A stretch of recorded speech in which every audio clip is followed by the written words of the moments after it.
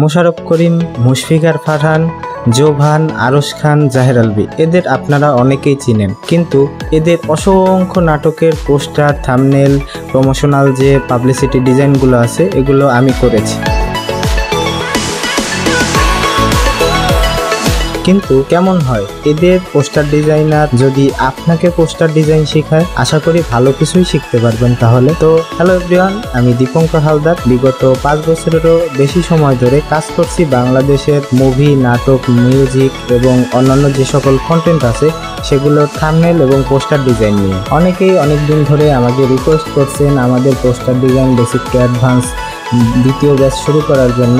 তো আপনাদের সবার রিকোয়েস্টের ফলে আমি দ্বিতীয় ব্যাচ নিয়ে হাজির হয়েছি।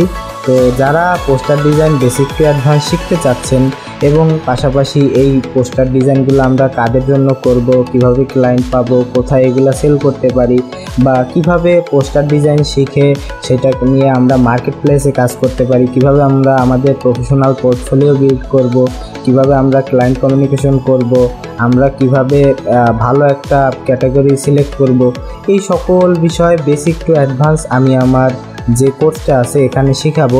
তো আপনারা আর দেরি না করে খুব দ্রুত আমার কোর্সে এনরোল করে ফেলুন।